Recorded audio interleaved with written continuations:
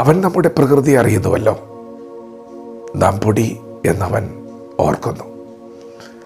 ദൈവത്തിൻ്റെ മാറ്റമില്ലാത്ത വചനം ശ്രദ്ധിക്കുന്ന പ്രിയപ്പെട്ടവരെ, ദൈവത്തിന് നിങ്ങളെ അറിയാം. നിങ്ങളെ നന്നായി അറിയാം. നിങ്ങളുടെ പ്രകൃതി അറിയാം. നിങ്ങളുടെ ഹൃദയത്തിൻ്റെ ഉള്ളറകളെ, ശൂന്യതകളെ ദൈവത്തിനറിയാം.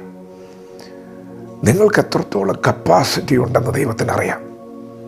എത്രത്തോളം സഹിക്കാനും എത്രത്തോളം വഹിക്കാനും പ്രാപ്തിയുണ്ടെന്ന് ദൈവത്തിനറിയാം. പ്രിയപ്പെട്ടവരെ, ദൈവത്തിന് നിങ്ങളെ അറിയാം. ദൈവത്തിന് എല്ലാം അറിയാം. അതുകൊണ്ട് നിങ്ങൾ ഭാരപ്പെടണ്ട. നിങ്ങൾക്ക് കഴിവില്ലെന്നോ പ്രാപ്തിയില്ലെന്നോ ഓർത്ത് നിങ്ങൾ നിരാശപ്പെടണ്ട. ദൈവമാണ് നിങ്ങളെ വിളിച്ചതെങ്കിൽ ദൈവം നിങ്ങളെ നന്നായി അറിഞ്ഞിട്ട് തന്നെയാണ് വിളിച്ചത്. അതുകൊണ്ട് ഇന്ന് പകൽ ദൈവം നിങ്ങളെ വിളിച്ച വിളിയുടെ മഹത്വത്തിലേക്ക് നിങ്ങൾ കടക്കാൻ പോവുകയാണ്. കഴിവില്ലെന്ന് പറഞ്ഞ്, പ്രാപ്തിയില്ലെന്ന് പറഞ്ഞ് നിരാശപ്പെടണ്ട, പുറകോട്ട് വലിയണ്ട. ദൈവത്തിൻ്റെ വിളിക്കകത്ത് ദൈവത്തിൻ്റെ ഹിതം നിങ്ങളെ നിറവേറ്റാൻ ആവശ്യമുള്ള എല്ലാം ദൈവം മറച്ചു വച്ചിട്ടുണ്ട്. യേശു കർത്താവ് ശിമോനെ വിളിച്ചു, അന്ത്രയാസിനെ വിളിച്ചു, ലേവിയെ വിളിച്ചു. അങ്ങനെ ശിഷ്യന്മാരെയൊക്കെ യേശുവാണ് വിളിച്ചത്. എന്നെ അനുഗമിക്കുക എന്ന് യേശു അവരോട് പറഞ്ഞു. പ്രിയപ്പെട്ടവർ, യേശുവിനറിയാം. വിളിക്കുമ്പോൾ അറിയാം. അല്ല, നിങ്ങൾ ജനിക്കുന്നതിന് മുൻപേ അറിയാം. അമ്മയുടെ ഗർഭപാത്രത്തിൽ ഉരുവാകുന്നതിന് മുൻപേ അവന് നിങ്ങളെ അറിയാം. നിങ്ങളെ അവനറിയാം. യേശുവിനോട് കൂടെ അവർ നടക്കുമ്പോൾ യേശു പറയുന്നത് വേണ്ടതുപോലെ ഗ്രഹിക്കാൻ പറ്റുന്നില്ലെന്ന് അവനറിയാം. യേശുവിൻ്റെ കൂടെ നടന്ന് ക്ഷീണിക്കുന്നതും അവനറിയാം. പ്രാർത്ഥിക്കാൻ പറയുമ്പോൾ കണ്ണിന് ഭാരമേറി തളർന്നു പോകുന്നത് അവനറിയാം. അല്പദൂരം കഴിയുമ്പോൾ ഗെത്സമനയിൽ അതികഠിനമായ ശോധനയിൽ പിടിച്ചു നിൽക്കാൻ കഴിയാതെ, കൂടെ നിൽക്കാൻ കഴിയാതെ ചിതറിപ്പോകുന്നതും അവനറിയാം. പ്രിയപ്പെട്ടവരെ, അവനെല്ലാം അറിയാം. കൂടെ മരിക്കാൻ വരെ തയ്യാറാണെന്ന് പറഞ്ഞവൻ അല്പനേരം കഴിയുമ്പോൾ തള്ളി പറയുന്നത് പോലെ അവനറിയാം. നിങ്ങളുടെ പ്രാപ്തി ദൈവത്തിനറിയാം. നിങ്ങൾ നിരാശപ്പെടണ്ട. ദൈവം അത് കണ്ടിട്ട് തന്നെയാണ് നിങ്ങളെ വിളിച്ചത്.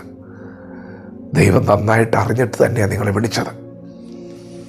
ദൈവത്തിൻ്റെ വിളിക്കകത്ത് എല്ലാം ഉണ്ട്. ഇന്ന് നിനക്കില്ല എന്ന് നീ പറയുന്നത് നാളെ നിൻ്റെ ജീവിതത്തിന് വെളിപ്പെട്ട് വരും. കാരണം നീ ദൈവത്തിൻ്റെ വിളിക്കകത്താണ്. പ്രിയപ്പെട്ടവരെ, അല്പനേരത്തേക്ക് യേശു വന്ന് അവരെ വിട്ട് മാറിയപ്പോൾ അവർ മീൻപിടുത്തത്തിന് പോയതും അവനറിഞ്ഞു.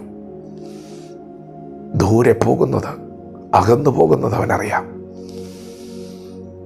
പ്രിയപ്പെട്ടവരെ, നാം എത്ര അകന്നു പോയാലും അവൻ അകന്നു പോകില്ല. എത്ര ദൂരം ദൈവത്തെ വിട്ടുപോയാലും നീ മടങ്ങി വരുന്നത് വരെ അവൻ നിന്നെ കാത്തു നിൽക്കും. അവൻ വന്നത് നിന്നെ തേടി തന്നെയാണ്. കുറവുള്ള, അപ്രാപ്തയായ, സമൂഹത്തിൻ്റെ നടുവിൽ അവഗണിക്കപ്പെട്ട, തള്ളപ്പെട്ട നിന്നെ സ്വന്തമാക്കാനാണ് വന്നത്. തിരിച്ചു പിടിക്കാനാണ് വന്നത്. ദൈവം നിന്നെ പണിയുന്ന പകലാണ്. ഉടഞ്ഞുപോയ പാത്രത്തെ കരങ്ങളിലെടുത്ത് കുശവൻ ഒരു മാനപാത്രമാക്കി പണിതതുപോലെ ദൈവം നിങ്ങളെ പണിയുന്ന പകലാണ്. ദൈവം എന്താണോ നിങ്ങളോട് പറഞ്ഞത് അതങ്ങനെ തന്നെ സംഭവിക്കും. ശിഷ്യന്മാരോട് പറഞ്ഞത് അവരുടെ ജീവിതത്തിൽ സംഭവിച്ചു. അവർ ശക്തന്മാരായ പോരാളികളായി, പ്രാർത്ഥന മനുഷ്യരായി, രക്തസാക്ഷികളായി യേശുവിന് വേണ്ടി അവരുടെ ജീവിതം കൊടുത്തു. പ്രിയപ്പെട്ടവരെ, നിങ്ങളുടെ ഭയം മാറുകയാണ്, നിരാശ മാറുകയാണ്. നിങ്ങൾ എഴുന്നേൽക്കാൻ പോവുകയാണ്. നിങ്ങളെ ഒതുക്കിയ മേഖലയിൽ തന്നെ നിങ്ങളുടെ തല ദൈവം ഉയർത്തും. ദൈവം നിങ്ങളെ ഉയർത്തും. നിങ്ങളുടെ പ്രകൃതി അറിയുന്നവൻ നിങ്ങളുടെ കരത്തിൽ പിടിക്കും. ദൈവം നിങ്ങളെ സഹായിക്കും. വിശ്വസിക്കുക, വചനത്തോട് പ്രതികരിക്കാം. ദൈവം നമ്മെ ഓരോരുത്തരും ഈ പകൽ അനുഗ്രഹിക്കുമാറാകട്ടെ. ആമേൻ.